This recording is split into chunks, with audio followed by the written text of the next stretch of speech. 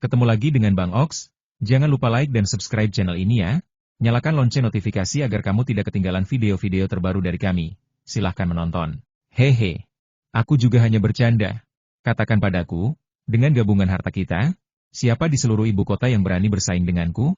Mulai sekarang, apakah aku harus repot menghitung uang setiap hari sampai tanganku kram? Yu Lianhua tiba-tiba bangga menjadi wanita terkaya di ibu kota. Seberapa melelahkan menghitung uang? Aku akan kirimkan beberapa orang untuk menghitungnya. Kamu tinggal menonton saja dari samping. Ju Junyang menjawab dengan penuh dominasi, sambil lembut membelai rambut hitam halus dan berkilau milik Yu Lianhua, menikmati teksturnya yang seperti sutra berkualitas tinggi. Hehe, Yu Lianhua, si penggemar uang kecil yang lincah, mencibir seperti tupai yang sedang mencuri biji pinus tampak lucu dan nakal. Ju Junyang mencintainya sekaligus kesal padanya. Siapa yang membawa roh hantu ini? Pamannya Yu dan bibinya Yu adalah orang-orang jujur. Kakak iparnya pun bertanggung jawab. Kakak iparnya juga stabil meski usia muda-muda. Namun Yu Lianhua ini sangat aneh hingga membuat hati sakit. Ju Junyang tetap tinggal di Umenshan sampai pohon willow menjulang tinggi di bawah cahaya bulan, lalu dengan enggan pergi. Setelah keluar dari Umenshan, ia membawa Hou Xiaoliang dan langsung menuju gerbang kota. Meskipun ia tak pernah peduli pada omongan orang, karena tak lama lagi akan memiliki istri, ia tidak boleh membuat istrinya khawatir. Ia harus menjaga diri dalam segala aspek. Tidak boleh sembrono pulang ke Beijing secara pribadi. Tentara penakluk wilayah barat kembali ke Beijing 3 hari kemudian. Kabar baik dari barat laut membuat seluruh ibu kota terkejut dan riang gembira. Sebagai Jenderal Zhenxi, pangeran yang sering disebut-sebut sebagai dewa perang.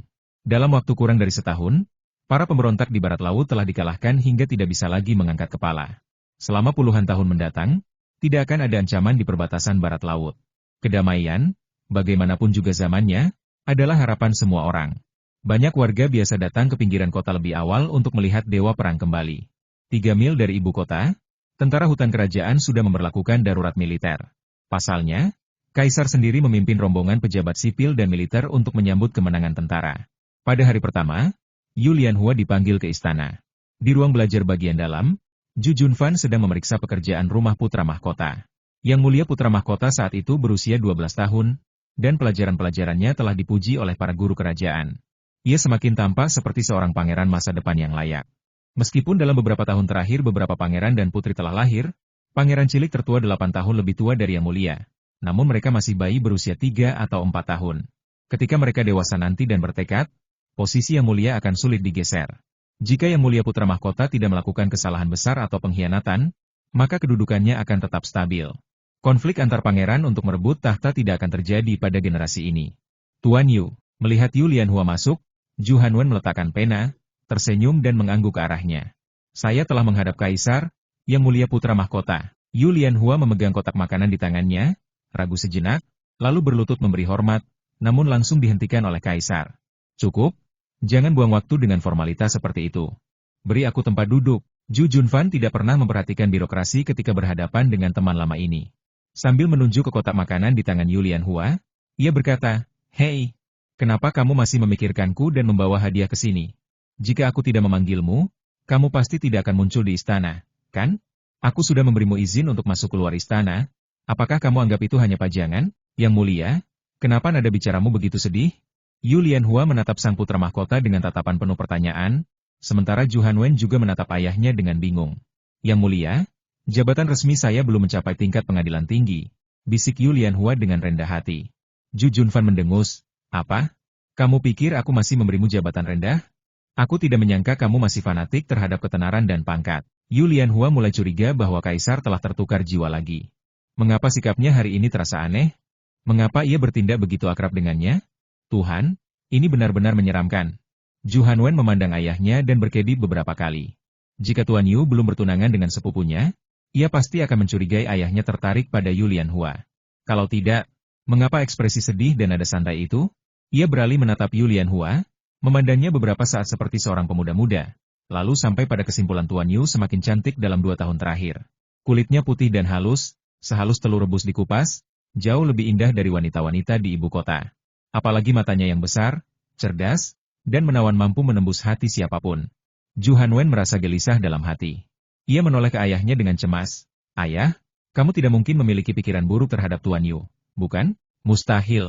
Pamannya baru saja mencetak prestasi besar, dan dia juga baru saja menikahi sepupuku.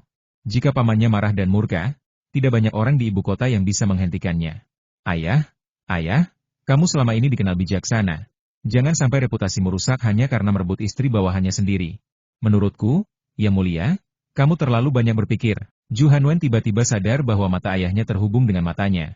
Lalu cepat-cepat berkata, Ayah, Tuan Yu telah memberikan kontribusi besar dan bekerja keras selama bertahun-tahun, tapi posisinya tetap sebagai petugas pertanian kelas 6.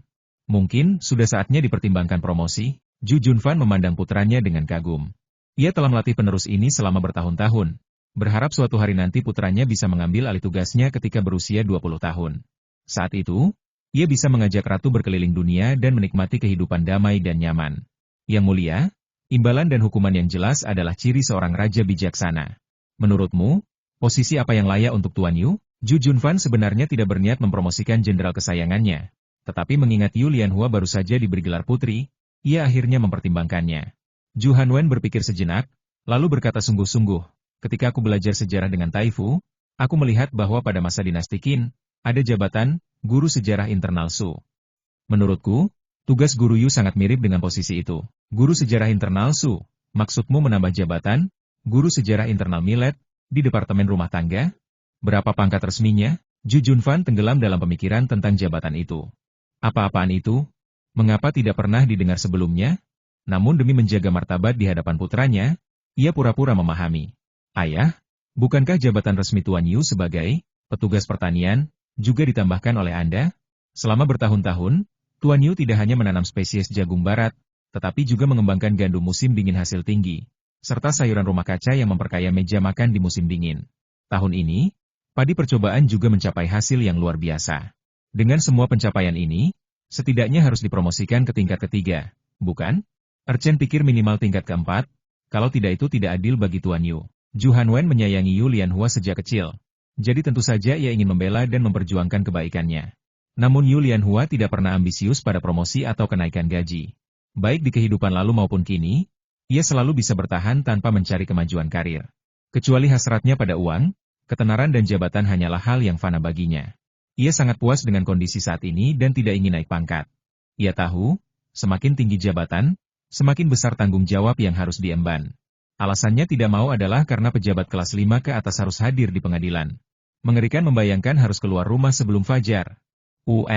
Yu Lianhua melihat posisinya akan segera diputuskan jika ia diam saja. Lalu menyela diskusi ayah dan anak itu, Yang Mulia putra mahkota, Wei Chen sudah sangat puas dengan jabatan saat ini. Tidak perlu promosi. Bukan? Bagaimana bisa? Kata keduanya bersamaan. Ju Junfan memandang putranya dengan kesal dan berkata, aku adalah raja yang bijaksana, dan seorang menteri yang telah berkontribusi besar harus diberi ganjaran. Duduk saja dan jangan ikut campur. Yu Lianhua buru-buru menyela.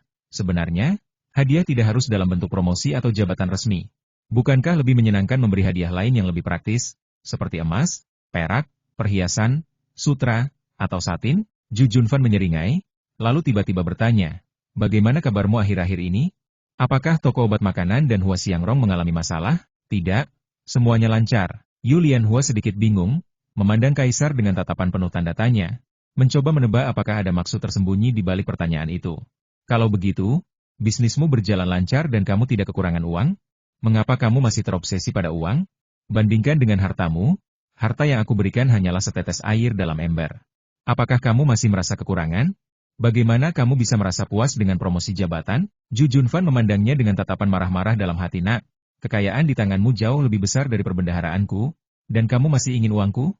Hatimu benar-benar jahat. Yu Lianhua masih mencoba perlawanan terakhir. Tapi, mengapa seorang gadis seperti saya membutuhkan jabatan tinggi? Saya hanya seorang petani, tahu cara menanam sayuran unik. Saya tidak punya budaya, tidak punya keterampilan, bukan, iblis tulang putih. Cukup kalau kamu tahu cara bertani. Zhizunaishi, bertugas bertani.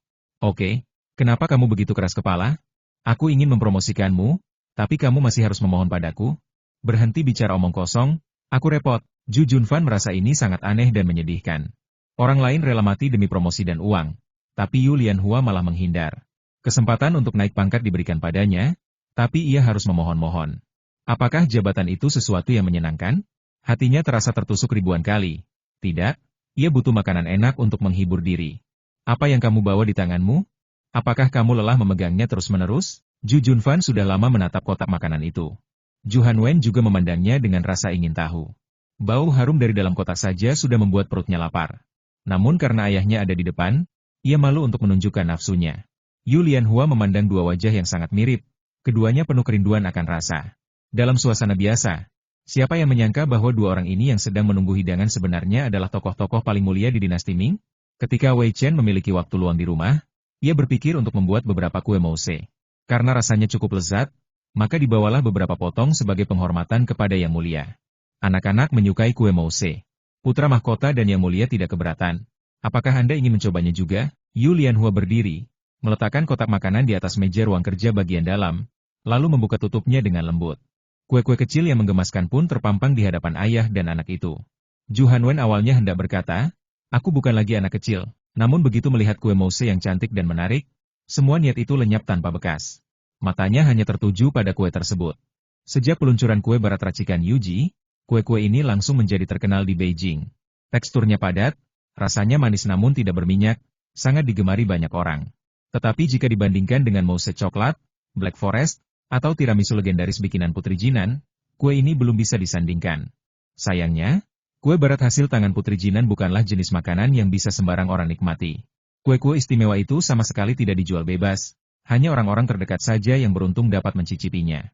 Para pejabat, istri, serta anak-anak dari tamu undangan Pangeran Jing yang lalu pulang sambil menyebarkan kabar tentang kelezatan unik kue-kue tersebut. Bahkan memberi nuansa misterius tersendiri bagi kue coklat eksotis itu. Di istana, kue-kue bikinan Yu Lianhua tentu saja sangat diminati. Ju Hanwen pernah mencicipinya di tempat ibunya dan langsung jatuh cinta pada rasa coklatnya. Tapi ayahnya berkata, sebagai pewaris tahta, pertama-tama harus menguasai pikiran, melatih otot dan tulang, membuat tubuh lapar kulit dan daging, hingga menguras tenaga.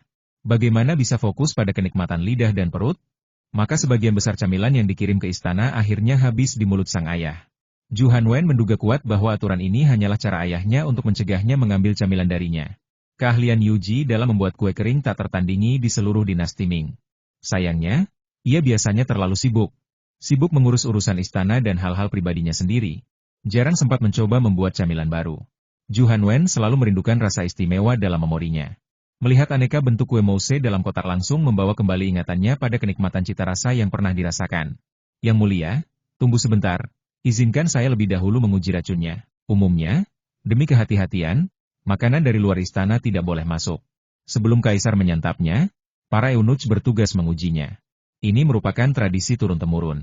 Dalam situasi seperti ini, ucapan Eunuch Suli tidak dianggap melanggar aturan. Namun kaisar menendang pantatnya sambil tertawa dan berkata, "Pergilah dari sini. Kamu ini budak rendahan, datang mencium aroma makanan ketika Yang Mulia belum menjamahnya. Aku belum merasakan keahlian Yuyatou, kamu malah ingin mencicip duluan. Di mana sopan santunmu? Kotak makanan ini jumlahnya terbatas, hanya muat beberapa potong kue, dan kamu masih ingin ambil bagian? Cantik sekali, Yang Mulia. Makanan dari luar istana umumnya tidak boleh masuk." Suli merasakan jejak tendangan di pakaiannya, tetapi tidak berani mengelapnya, tetap berwajah suram sambil berkata itu melanggar adat. Aturan diciptakan oleh manusia. Jika Yu Yatou tidak bisa kupercaya, siapa lagi yang bisa dipercaya? Ayolah, jangan cari-cari alasan agar bisa makan camilan ini, cepat pergi. Mengapa orang ini berdarah dingin? Kalau saja Suran ada di sini, pasti tidak repot-repot seperti ini. Yu Lianhua menahan tawa, meletakkan kotak makanan satu persatu, lalu berkata lembut, "Yang Mulia, Wei Chen kali ini membawa 4 jenis kue mouse, masing-masing 9 potong. Bagaimana kalau biarkan manajer Suli mencicipinya lebih dulu?" "Tidak, tidak. Harganya cuma 9 yuan per potong, belum cukup untukku. Bagaimana aku bisa membiarkan orang lain mendapat bagiannya?" Ju Junfan langsung membawa kotak makanan itu ke depannya dan dengan antusias mengambil sepotong mouse berbentuk buah leci. "Ayah!" Melihat ayahnya benar-benar mengabaikan keberadaannya, Ju Hanwen berseru dengan sedih. Ia selalu merasa ayahnya sengaja tidak mau berbagi kue dengannya. "HMPH, lihat dirimu, apakah masih layak disebut seorang pangeran? Jika nafsu makan saja tidak bisa dikendalikan, bagaimana kelak akan mengambil alih dinasti Ming?" kata Ju Junfan sambil memasukkan kue ke mulutnya, menikmati dengan hikmat. Ju Hanwen protes, "Ayah, kamu juga suka makan dan minum, toh kamu bisa mengatur dinasti Ming dengan baik?" Keduanya sama sekali tidak bertentangan. "Oke. Apakah kamu benar-benar ingin menikmati semuanya sendiri dan membiarkan bawahanmu hanya bisa menonton?" Melihat tingkah putranya yang lucu, hati Ju Junfan terenyuh.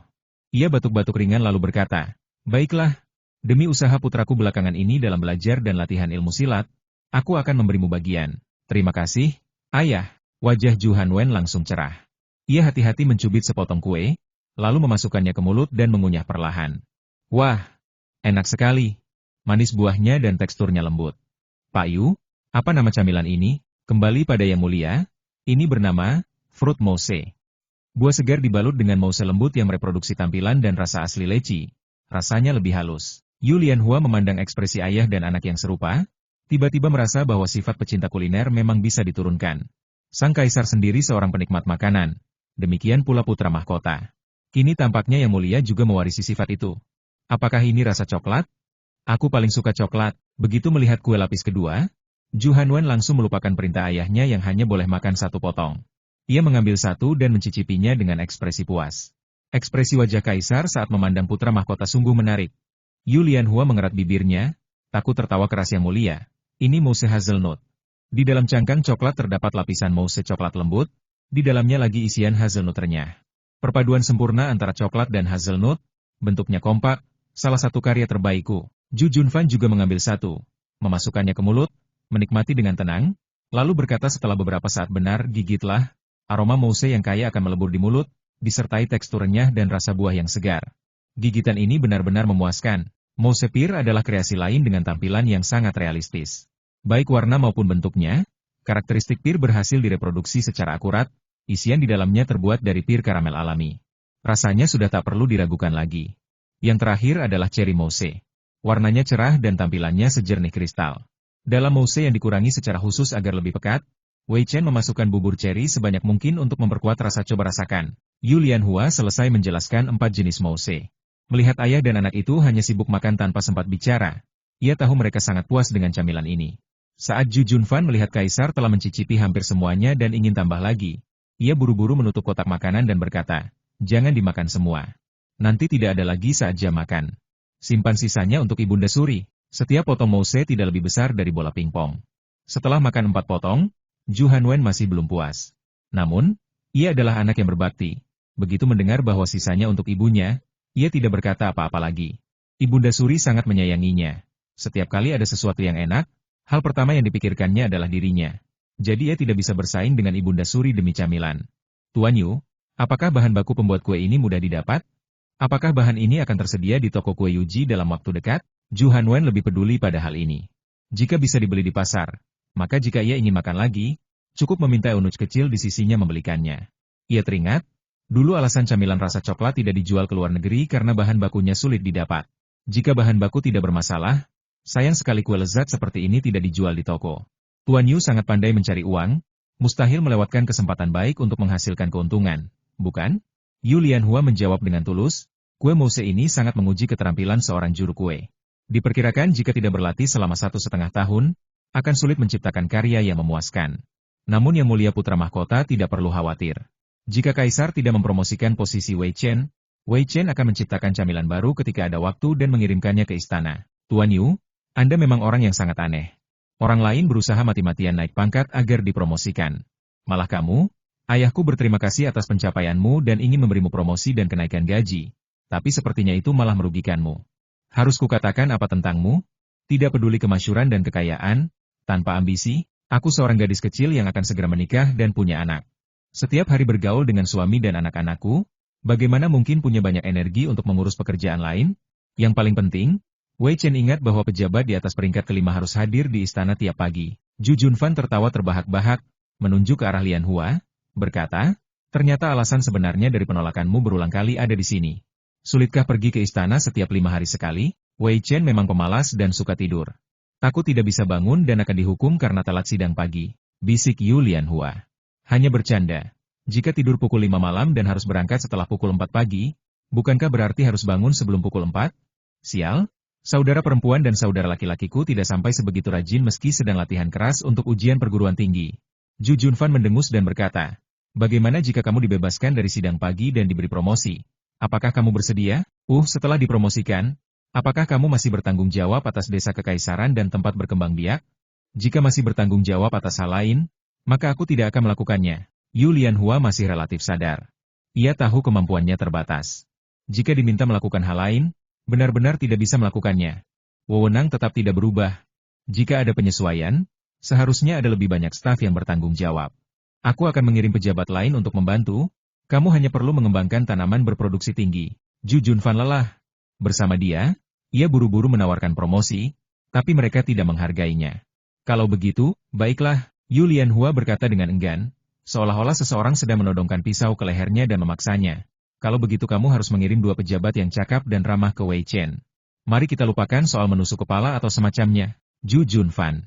Ju Hanwen mengerutkan kening. Apakah ayah terlalu mudah menuruti kemauan Tuan Yu? Meskipun ia mengatakan tidak tahu apa-apa tentang Yu Lianhua, bahkan hantu pun tak akan percaya. Ia harus bicara dengan ibunya secara rahasia nanti. Ayah memang masih menyayangi ibu, pasti mau mendengarkan nasihatnya. Perlu dihentikan sejak dini. Keesokan harinya, di Istana Kekaisaran, Yu Lianhua dipromosikan menjadi pejabat tingkat 4 dalam sejarah pengendalian millet berkat jasanya dalam kasus keracunan di arena pacuan kuda tahun lalu dan hasil yang menjanjikan dari lahan percobaan. Ia tetap bertanggung jawab atas semua urusan peternakan dan pengembangan tanaman hasil tinggi seperti padi dan gandum. Karena Yu Lianhua adalah tunangan Pangeran Yang, sang penakluk barat, Kaisar secara khusus memberi izin baginya untuk menemani kekasihnya keluar ibu kota guna menyambut kepulangan pasukan. Niat Kaisar memang baik, ingin agar mereka bisa segera bertemu. Namun, siapa sangka bahwa sepupu pangeran yang telah lebih dulu menyelinap masuk ke ibu kota dan tinggal di kediaman keluarga Yu sampai tengah malam baru pergi. Berdiri di samping Kaisar Luanjia, dikelilingi tatapan iri para hadirin, Yu Lianhua merasa bangga saat melihat rombongan tentara yang datang dari kejauhan.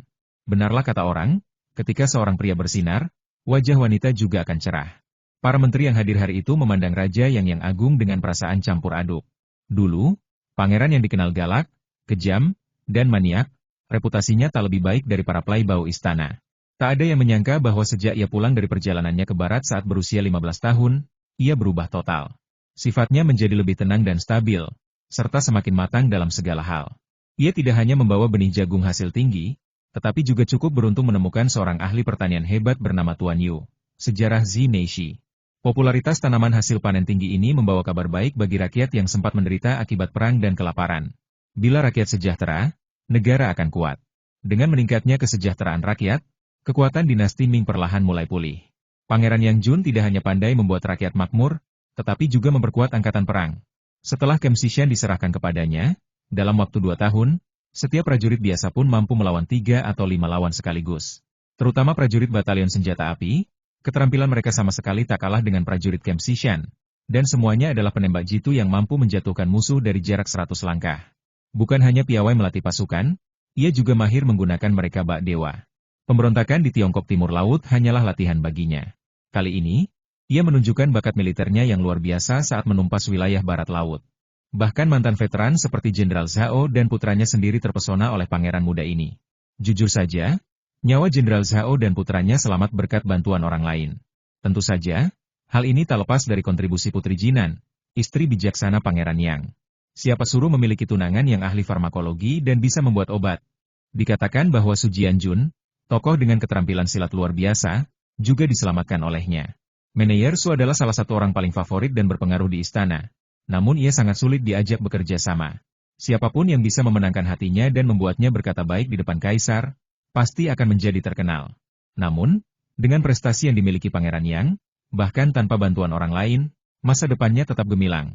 Pangeran yang muda dan penuh janji ini telah memutuskan untuk menikah lebih awal. Beberapa menteri yang sebelumnya menolak pinangan Putri Jing karena meremehkan Pangeran yang dulu kejam, kini menyesal hingga usus berubah hijau. Seandainya mereka tidak meremehkan calon menantu ini dan menjadi ayah mertua sang pangeran, mungkin karirnya akan lebih cemerlang lagi. Namun, ada juga yang berencana menawarkan selir keluarga, bahkan putri sah mereka sebagai selir tambahan. Bagi laki-laki perkasa, memiliki 3 istri dan 4 selir adalah hal wajar. Pangeran yang pasti akan dinobatkan sebagai raja suatu hari nanti. Bukankah layak jika seorang pangeran besar memiliki beberapa selir? Lagi pula, Pangeran Sa, pamannya Pangeran Yang, mungkin sudah lupa jumlah selir yang dimilikinya. Tentu saja, ada juga yang berpikir apakah Putri Jinan tidak datang? Baik dari segi status maupun latar belakang keluarga, keduanya memang tampak tidak cocok. Namun, Putri Jinan memang luar biasa. Hanya dengan kekuatannya sendiri, keluarga perempuan berhasil naik menjadi pejabat tingkat 4 sungguh pencapaian yang jarang terjadi. Meski begitu, kebanyakan pria masih menyukai tipe wanita mungil, lembut, dan yang menjadikan suami prioritas utamanya. Harus diakui, temperamen Putri Jinan memang tidak terlalu lembut. Mungkin posisi istri pangeran yang bukanlah sesuatu yang mustahil baginya.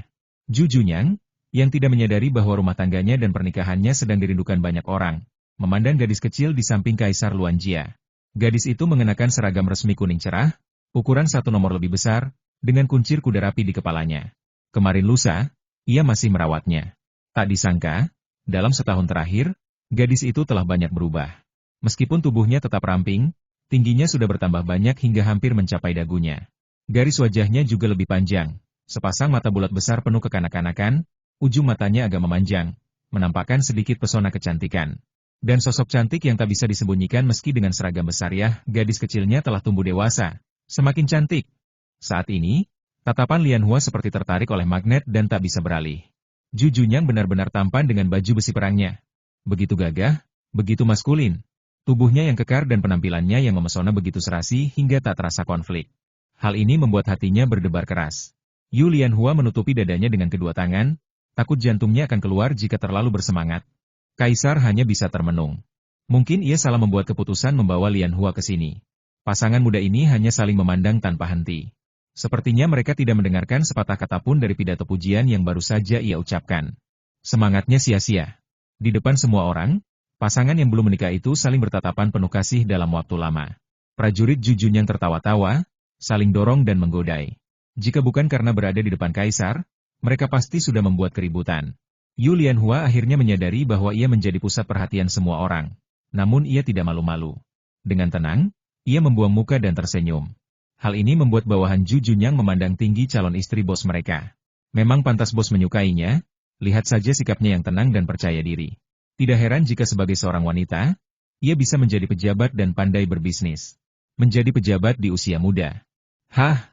Menantu perempuan pertama mengenakan seragam resmi pegawai negeri sipil kelas 4. Astaga! 2 tahun lalu, menantu perempuan pertama hanya pejabat kecil pangkat 6, kini telah menjadi pejabat senior pangkat 4. Untunglah pemimpin mereka memiliki kemampuan luar biasa dan telah mengumpulkan pahala militer kali ini, sehingga layak dipromosikan. Kalau tidak, bukankah dia akan dikalahkan oleh istrinya sendiri? Putri Jinan memang bukan wanita biasa yang bisa dinikahi sembarang orang, dan benar-benar tidak bisa diremehkan. Mata Yu Lian Hua menyapu ke depan tim dan berhenti pada dua sosok yang dikenalnya. Jenderal Zhao dan putranya juga melihat wanita anggun di samping Luanjia, perlahan mengingat-ingat bayangan kurus namun tegak di desa nelayan yang jauh. Siapa sangka bahwa rumput kecil yang lemah dan sakit-sakitan dari keluarga Yu ternyata adalah yang paling menjanjikan di antara keluarganya. Meskipun mereka tinggal jauh dari perbatasan, Zhao dan putranya telah mendengar reputasi Putri Jinan sebagai ahli pertanian, pengembang benih hasil tinggi, dan pembawa kabar baik bagi banyak orang. Selain itu, Nyonya Zhao yang tinggal di ibu kota selalu menulis banyak hal dalam surat keluarganya. Ia mengatakan bahwa gadis Renyi ini mungkin kesepian sendirian di ibu kota, jadi ia sering datang berkunjung. Ia juga menyebut bahwa jajanan buatan gadis ini sangat enak. Setiap kali membuat camilan lezat, ia selalu mengirimkannya ke rumah. Selain itu, akar penyebab penyakit yang diderita Nyonya Zhao saat persalinan dulu juga disembuhkan dengan pola makan obat dari Yu Lian Hua. Dan sejak itu ia tidak pernah sakit lagi. Nyonya Zhao menghela napas panjang dalam suratnya. Jika pangeran yang tidak bertindak terlalu cepat, ia akan merebut menantu perempuan ini darinya dengan cara apapun. Sayangnya, semuanya sudah terlambat. Siapa bilang keluarga mereka tidak punya siapa-siapa? Pangeran yang ternyata memiliki visi jauh ke depan, mengenalinya sejak dini dan hanya menunggu hingga ia dewasa untuk dinikahinya. 8 tahun kemudian, keluarga Zhao dan putra-putranya bertemu lagi dengan gadis kecil yang dulu dengan manis memanggil mereka kakek Zhao dan paman Zhao. Tak disangka, kini ia telah mencapai peringkat keempat dengan kemampuan sendiri. Secara logis, pejabat tingkat keempat tidak termasuk dalam rombongan penyambutan pasukan. Fakta bahwa ia bisa berdiri begitu dekat dengan kaisar pasti mendapat izin khusus. Tidak ada orang lain seperti ini di seluruh istana, bukan? Namun, sifatnya tampaknya tidak berubah sama sekali, tetap sederhana dan jujur. Melihat ayah dan anak yang memandangnya, ia justru tersenyum lebar dan mengangkat tangan kanannya untuk melambai. Hal ini membuat para pejabat di sekitarnya diam tak berkata-kata. Bahkan kaisar menoleh dan menatapnya sambil tersenyum. Gadis kecil itu meletakkan tangannya dan menyentuh hidungnya, seperti yang dilakukannya dulu saat masih kecil. Ia mengingat masa lalu, ketika seorang gadis kecil kurus yang mengikuti putra mereka dan mengganggu Haner untuk mengajarinya cara menjebak mangsa, kini telah tumbuh menjadi wanita hebat yang mampu membawa kemuliaan bagi keluarga Yu. Kali ini, pangeran yang memimpin pasukan berperang di barat laut, membalikkan keadaan, mendukung rencana strategis, menenangkan suku-suku di barat laut, dan mengusir musuh asing jauh ke tanah dingin pahit di ujung utara, membuat mereka tak bisa lagi berperang. Dalam waktu kurang dari 2 tahun, ia telah mencapai prestasi luar biasa. Ia pasti akan menjadi benteng negara di masa depan. Qida Fei, gadis kecil itu bertunangan dengannya, entah itu berkah atau kutukan. Berita bahwa Jenderal Zenzi kembali ke istana dengan kemenangan dan bahwa Kaisar secara pribadi menyambutnya di luar kota telah menyebar ke seluruh ibu kota. Rakyat jelata juga berdatangan untuk menempati posisi strategis, ingin melihat penjaga dinasti Ming yang melindungi rumah dan negara mereka. Pasukan ditempatkan 5 mil di luar kota, dan raja yang memimpin ratusan pengikut terpercaya serta jenderal berjasa masuk ke ibu kota. Di sepanjang jalan, kedua sisi dan jendela toko dipenuhi penonton. Para prajurit yang baru saja pulang dari medan perang telah melalui ujian darah dan api, membawa aura ganas dan mematikan. Penampilan heroik rombongan kaisar dan para jenderal yang menunggang kuda membuat seluruh jalan sunyi senyap, seolah tidak ada seorang pun di sana. Di depan gerbang kota, dua barisan penjaga kekaisaran berbaju besi berdiri tegak di kedua sisi. Kanopi kuning cerah berkibar megah, melambangkan kekuasaan kekaisaran, disertai kipas bulu dan bendera yang mengarah ke pusat kota. Genderang emas dan musik ritual memecah kesunyian. Kaisar duduk di kereta mewah, mengenakan jubah naga kuning cerah, diiringi para pejabat menuju istana kekaisaran. Rakyat jelata di sepanjang jalan menahan napas menyaksikan pemandangan itu dengan rasa takjub. Di belakang rombongan pejabat, pasukan kavaleri lapis baja hitam tersusun rapi. Salah seorang di antaranya mengenakan baju besi perak dan membawa pedang besar di pinggang. Ia menunggang kuda perang bertubuh gagah perkasa, memancarkan aura pembunuhan yang menyeramkan. Di sampingnya, seorang lelaki kurus namun kuat membawa busur panjang sebagai senjata andalannya. Bendera hitam berkibar tertiup angin, tertulis dengan huruf besar Daming. Raja Yang Jun memimpin rombongan, mengangkat kendali dan maju dengan percaya diri. Di belakangnya, barisan kavaleri bergerak serempak, tapak kuda mereka teratur dan menggema di tanah ibu kota. Setelah pasukan lewat, orang-orang di jalan mulai berbisik satu sama lain. Pemimpin dalam baju besi perak itu sangat menakutkan.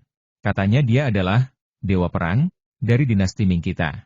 Begitu tiba di wilayah barat laut, ia membuat musuh tak berdaya bahkan untuk mengangkat kepala. Aku sampai tak berani menatap matanya. Hanya sekali pandang saja sudah membuatku gemetar ketakutan. Jenderal hebat benar-benar memiliki daya tekan yang luar biasa. Jenderal Tua Zhao di sisinya memang sudah beruban, tapi semangat tempurnya masih tinggi.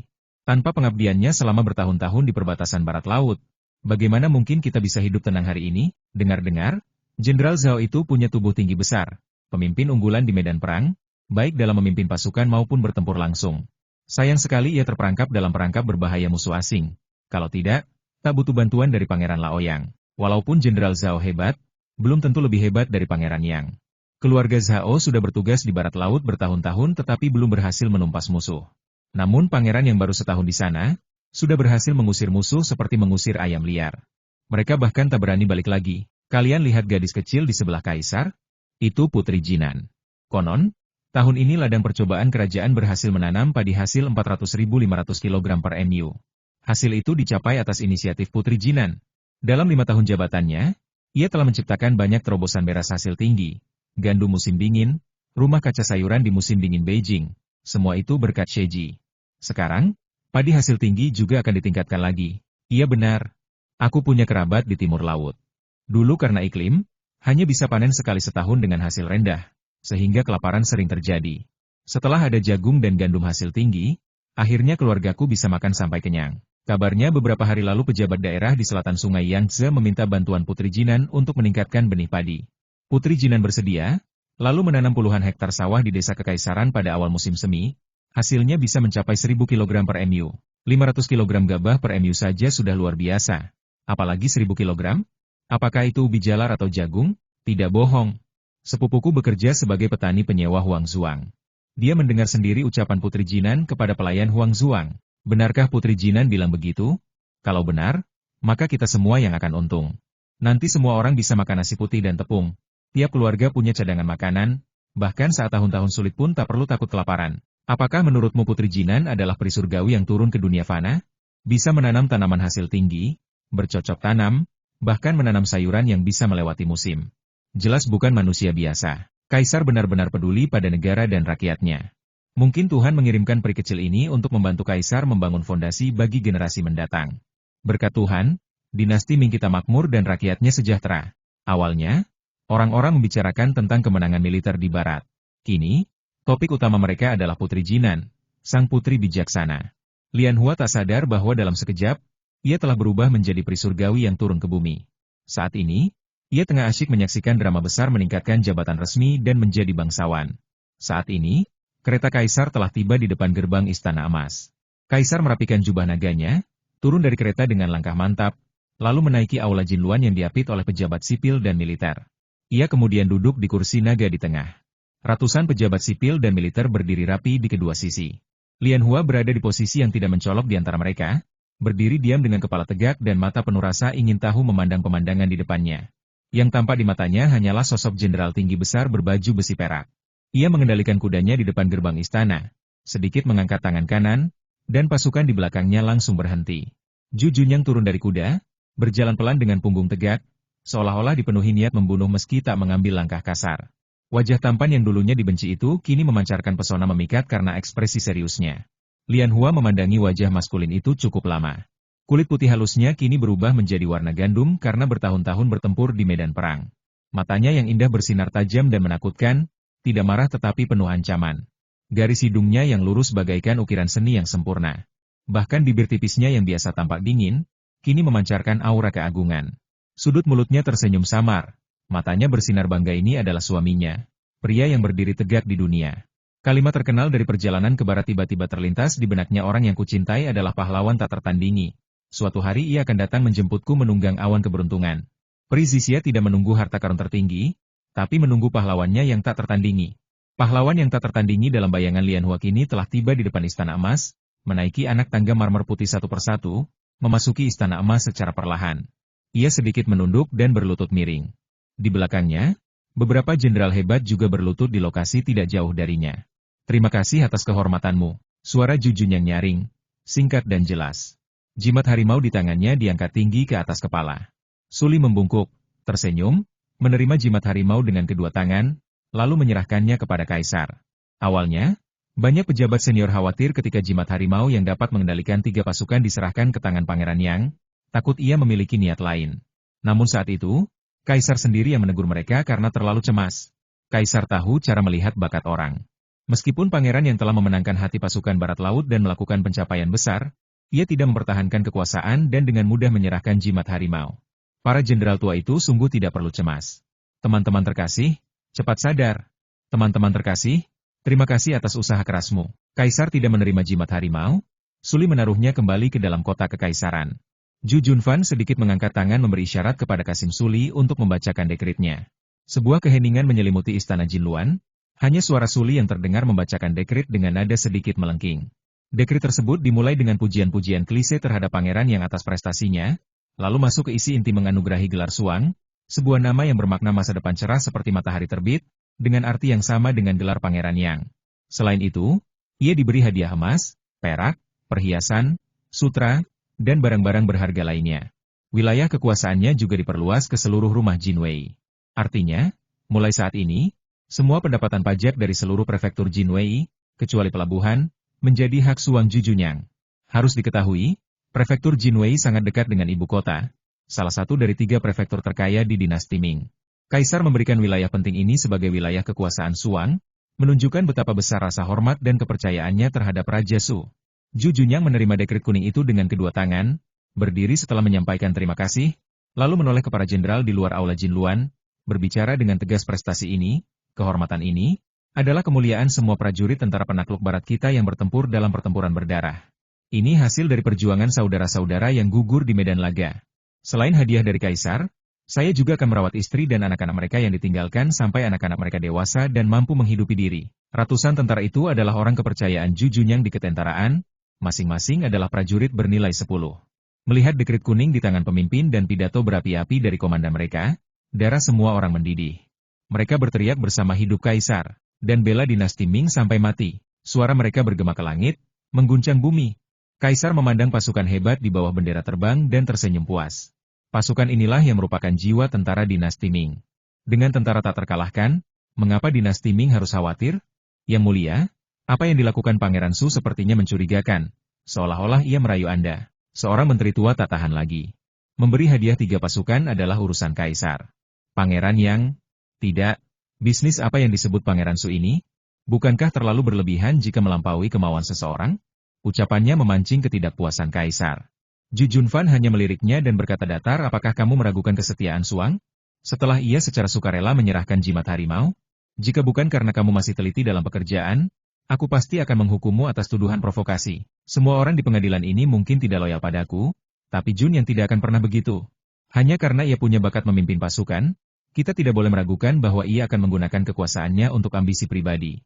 Jika kamu tidak memahami prinsip mempercayai orang, pulanglah dan pikirkan baik-baik. Di antara para pejabat sipil dan militer, Kaisar melirik mereka dengan tenang, lalu menghela napas dan berkata, hanya raja-raja bodoh yang suka mencurigai terus-menerus, memaksa seorang jenderal hebat untuk berkhianat pelan-pelan. Apakah kalian pikir aku adalah jenis raja seperti itu? Mendengar ucapan tegas itu, seorang menteri tua langsung gemetar ketakutan dan buru-buru berlutut memohon pengampunan. Yu Lianhua hampir saja bersorak dalam hati Kaisar perkasa. Kaisar bijaksana. Kaisar punya sup ikan mentah burung. Semua orang mengira jabatan Kaisar itu begitu agung. Semua orang berebut ingin mendapatkannya. Bagi keluarga Ju, siapapun yang ingin bekerja keras boleh mengambilnya. Jun Yang tidak tertarik pada kekuasaan tanpa pamrih itu. Ada orang yang memandang jabatan sebagai sesuatu yang sangat berharga, ada juga yang membuangnya seperti sepatu usang. Inilah perbedaan jiwa yang mulia. Pahlawan tak tertandingi di hatinya bukanlah tipe orang yang membangkang dan bersekongkol melawan penguasa. Ia bisa menjamin, selama Kaisar tetap percaya padanya, ia pasti akan setia sepenuhnya. Selanjutnya, semua jenderal diberikan hadiah sesuai jasa mereka. Ayah dan putra dari keluarga Zhao masing-masing dianugerahi gelar Jenderal Jianwei tingkat 1 dan Jenderal Long Hu tingkat 2, serta gelar Zhenyuan Gong, yang dapat diturunkan sampai 3 generasi. Kaisar juga memberikan rahmat dengan mengizinkan Zhao dan putranya beristirahat di ibu kota untuk beberapa waktu. Tidak ada urusan penting di istana Zhenyuan, maka Jenderal Long Hu tetap tinggal di ibu kota untuk menjaga ketertiban. Sementara Jenderal Zhao, sang Jenderal Jianwei, setelah beristirahat selama 6 bulan, akan kembali ke barat laut untuk menggunakan sisa tenaganya demi dinasti Ming. Ia didampingi oleh murid kesayangannya, Jenderal Zhongqin Bo Fang Zhenfang. Setelah bertahun-tahun bermalas-malasan di ibu kota, Fang Fangzhen akhirnya mendapatkan kesempatan untuk membuktikan ambisinya. Meskipun tidak ada perang besar di perbatasan, lebih baik daripada hanya mengurus hal-hal sepele di ibu kota. Apalagi, ia akan bertugas bersama tuannya lagi, membuatnya sangat senang hingga tak bisa menyembunyikan semangatnya. Satu-satunya penyesalan adalah harus berpisah dari istri dan putranya di masa depan. Fang Haolin, anak lelaki yang dingin itu, mungkin tidak akan mengenal ayahnya saat kembali nanti. Menantu perempuan terlalu memanjakan anak itu, jadi mungkin ia harus sering pulang untuk membantunya mengawasi agar anak itu tidak menjadi liar sampai tidak terkendali. Ju Junyang diangkat menjadi suang. Dan ada 2 pangeran dari keluarga yang sama di istana Pangeran Jing. Ini adalah cerita yang indah. Pangeran Jing kembali ke istana, memeluk putrinya dengan gembira, dan berkata dengan bangga, gelarku hanya karena aku putra dari ayahku. Anak laki-laki dari keluargaku dulu tampak biasa saja saat masih muda, tapi tak disangka sekarang justru lebih cemerlang. Dengan kemampuan dan prestasi militernya sendiri, ia berhasil meraih gelar kerajaan. Benar-benar layak dilahirkan sebagai raja. Apa yang kamu bicarakan? Ayah, Anda tidak perlu meremehkan diri sendiri. Yang mulia, Anda juga adalah pilar negara dan menteri yang setia. Anda pantas mendapatkan gelar Pangeran Jing. Putri Jing juga merasa bahagia, namun tetap menjaga martabat kecil suaminya dan membujuknya dengan beberapa kata manis. Haha, Pangeran Jing tertawa terbahak-bahak, lalu setelah beberapa saat berkata, Kaisar tidak hanya membagi ulang wilayah kekuasaan Yang Er, tetapi juga memberinya sebuah rumah besar. Konon, rumah ini dulunya adalah kediaman pejabat korup dinasti sebelumnya. Aku pernah melihat rumah besar itu, dan lebih megah dari kediaman Pangeran Jing kita. Awalnya, Kaisar mewariskannya kepada kakak sulungnya untuk pensiun, tetapi dia bilang sudah terbiasa tinggal di rumah saat ini dan tidak mau repot-repot pindah, jadi dibiarkan kosong. Meskipun bekas rumah dinasti lama, sudah direnovasi berkali-kali selama bertahun-tahun dan ada yang merawatnya. Kamu bisa pindah kapan saja. Wajah Putri Jing tampak sedih, ia menghela napas pelan dan berkata, apakah Yang Er harus pindah? Nanti, akan semakin jarang bertemu kami. Aku juga berpikir bahwa jika ia memiliki anak, aku ingin membantunya merawat anak itu. Di desa Dongshan dulu, neneklah yang membantu merawat cucu. Tidak ada habisnya urusanmu. Rumah itu penuh dengan banyak wanita. Mengapa kamu, seorang putri, harus repot merawat anak-anak mereka secara langsung? Kalau begitu, berikan saja pasangan muda itu beberapa pelayan yang pandai mengurus segala urusan. Pohon besar memiliki cabang besar.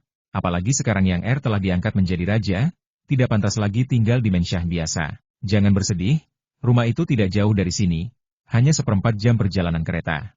Lian Hua adalah anak yang berbakti. Dia pasti akan mendorong putranya untuk datang dan memberi hormat. Lagi pula, kalau merindukan cucu, datang saja dan tinggal selama 2 hari. Saat aku sibuk dan tidak sempat menemanimu, kamu bisa datang dan tinggal di sana. Lian Hua pasti akan menemani dan menghiburmu, sehingga aku bisa tenang saat bertugas di luar. Pangeran Jing memegang tangan istrinya, menghiburnya dengan sabar. Di bawah cahaya lilin, sepasang mata Phoenix itu berkilau dengan lapisan cahaya yang lembut, memancarkan pesona yang memikat. Dahulu, sinar matanya itulah yang memikat hatinya selama hampir 30 tahun. Sejak Yu Lianhua memberikan krim permajaan kulit anti kerut, Putri Jing telah menggunakannya kurang dari setengah tahun. Wajahnya terlihat jauh lebih muda, kulitnya lebih halus, dan kerutan halus di sudut matanya menghilang secara ajaib. Meski sudah berusia 40-an, kini tampak seperti wanita 30-an. Jika ia berdiri bersama menantunya, mereka akan terlihat seperti sahabat karib. Pangeran Jing menyentuh wajahnya sendiri. Usianya 3 tahun lebih tua dari istrinya. Sibuk dengan tugas harian, meskipun ia rajin minum obat yang dibuatkan oleh gadis herbal itu, tubuhnya tetap kuat seperti pemuda. Namun wajah ini jika berdiri di samping istrinya, bukankah tampak seperti ayahnya? Putri, pernahkah kamu tanyakan pada Lianhua apakah krim permajaan kulit bikinannya bisa digunakan pria? Pangeran Jing berpikir, bagaimana jika rambutnya sudah ubanan dan wajahnya berkerut, sementara istrinya tetap awet muda dan cantik? Apakah itu tidak akan membuatnya malu? Setelah dipikir-pikir, pertanyaan itu pun terlontar. Putri Jing yang masih larut dalam kesedihan karena akan berpisah dengan putra bungsunya, terdiam sejenak mendengar kata-kata itu. Saat sadar dan memahami maksud suaminya, ia hampir tak bisa menahan tawa. Namun, ia tahu suaminya adalah orang yang menjaga martabat, maka ia mencoba mengendalikan ekspresi wajahnya dan pura-pura tenang. Aku tidak yakin apakah pria bisa menggunakannya. Lianhua mengatakan bahwa rangkaian produk perawatan ini diracik khusus berdasarkan jenis kulitku. Ini dibuat khusus untukku dan tidak dijual umum. Bagaimana kalau aku bertemu dengannya dan memintakan bantuan untukmu? Putri Jing mengangkat matanya, menatap suaminya. Meskipun ada sedikit garis halus di sudut mata pria itu, justru membuatnya tampak lebih maskulin. Suamiku memang tampan, semakin kupandangi semakin menarik. Baiklah, kamu tidak perlu bilang aku yang bertanya. Cukup katakan ada teman dekatmu yang menanyakan suaminya. Ahem aku, sang raja, ada urusan yang harus diselesaikan, harus pergi ke ruang belajar. Kamu kalau belum mengantuk, tidurlah lebih awal. Dengan itu, Pangeran Jing pergi cepat seolah-olah ada serigala mengejarnya dari belakang. PFFT, Putri Jing akhirnya tidak bisa menahan tawa. Suaminya benar-benar lucu. Ia belum pernah melihatnya tersipu seperti ini selama bertahun-tahun. Ia juga menyuruhnya tidur lebih awal. Ini belum waktunya makan malam, kenapa harus tidur? Mei Xiang, yang menunggu di samping, menyisir rambut menantu perempuannya, menahan tawa dan menyeduh secangkir teh wangi untuk tuannya. 2 tahun lalu, Mei Xiang ditugaskan sebagai pelayan muda dari halaman luar Menshan, tetapi ia memilih tetap tinggal dan melayani tuannya secara dekat. Bunga anggrek dan krisan di sekeliling sang putri dibagikan satu persatu kepada pengurus desa. Sepasang suami istri meninggalkan istana, sementara aroma bambu dan plum tetap ada di istana. Yang satu bertanggung jawab atas halaman sang putri, yang lain mengasuh para gadis kecil di akademi. 4 pelayan di sisi sang putri digantikan oleh Chun Xiang, Xia Xiang, Qiu Xiang, dan Dong Xiang yang berusia sekitar 15 atau 16 tahun. Saat pertama kali mendengar nama mereka, Yu Lianhua hampir tertawa terbahak-bahak. Ia tidak bisa menahan diri untuk tidak menatap lama pada Qiu Xiang, membuat gadis itu merasa tidak nyaman. Ia heran, apakah ia melakukan kesalahan di depan calon menantu pangeran daerah, atau tidak melayani dengan cukup baik hingga menyinggung perasaannya? Ia tidak tahu bahwa calon putri kabupaten yang sedang memikirkan kisah Tang Bohu memilih Qiu Xiang dan bayangan wajah babi Qiu Xiang setelah ditendang hingga tak bisa dikenali. Mei Xiang, karena Yu Lianhua baik padanya, menjadi pilihan tepat bagi Putri Jing untuk menyerahkan Lianhua sebagai pengurus rumah tangga setelah ia menikah dan memiliki halaman sendiri. Sekarang, putra bungsunya telah diberi rumah besar karena jasanya, maka istrinya semakin butuh dukungan. Mei Xiang, dalam 6 bulan terakhir, kamu telah mengamati para pelayan dan wanita di rumah, mencatat dengan teliti siapa yang dapat diandalkan, apa temperamen mereka, dan apa kemampuan mereka. Gadis Lianhua itu sibuk dengan urusan istana, juga harus mengurus hal-hal pribadinya. Aku sedang memikirkan untuk mengirim beberapa manajer internal dan eksternal lagi yang dapat mengatur berbagai urusan, sehingga ia tidak terlalu khawatir tentang masalah rumah, agar tidak melelahkan dirinya sendiri. Putri Jing memeriksa daftar pegawai sambil sesekali bertanya. Mei Xiang ragu-ragu, lalu tertawa pelan, Nona Yu benar-benar beruntung memiliki ibu mertua sepertimu yang selalu memikirkannya. Tapi, aku dengar tidak semua menantu perempuan ingin ibu mertuanya menempatkan orang di halaman rumahnya. Putri Jing berhenti melihat buku kepegawaian, menundukkan kepala sejenak, lalu berkata perlahan, gadis Lianhua bukan tipe yang tidak tahu berterima kasih. Lagi pula, aku memberikan mereka untuknya, tapi aku khawatir dia masih muda dan belum memiliki cukup orang berguna di bawah komandonya. Pasti melelahkan mengelola halaman besar yang baru. Aku yakin dia tidak punya pikiran buruk lainnya. Namun, kekhawatiranmu tidak salah. Aku akan lihat Lianhua di lain hari dan tanyakan pendapatnya, Putri, jika aku boleh jujur, Saya khawatir Nona Yu mungkin tidak setuju tapi malu mengatakannya. Bagaimana kalau Anda meminta tuan muda ketiga untuk menanyakan pendapatnya? Mei Xiang juga takut nanti dikirim keluar tanpa guna. Posisinya di Menshan akan menjadi tidak jelas. Putri Jing mengangguk dan berkata, kamu benar-benar penuh perhatian dan bijaksana. Aku memang tidak salah memilih orang. Dengan kamu di sisi Lian Hua, aku merasa lebih tenang. Mei Xiang merasa ada rasa tidak enak di hatinya. Ia adalah pelayan Putri Jing. Apakah mungkin ia akan dipakai kembali oleh calon majikannya? Belum lagi, bukankah Nona Yu juga memiliki banyak pelayan setia di sekelilingnya? Gadis Wutong yang sepenuhnya mengabdi pada Nona Yu adalah salah satu orang kepercayaan dekat sang Nona. Di usianya yang baru menginjak 20-an, ia masih belum menikah dengan siapapun. Tong, ting, ting, ting. Istirahat dulu bosku. Lanjut ke video berikutnya dan jangan lupa like dan subscribe channel ini ya. Nyalakan lonceng notifikasi agar kamu tidak ketinggalan video-video terbaru dari kami, Tong, Ting.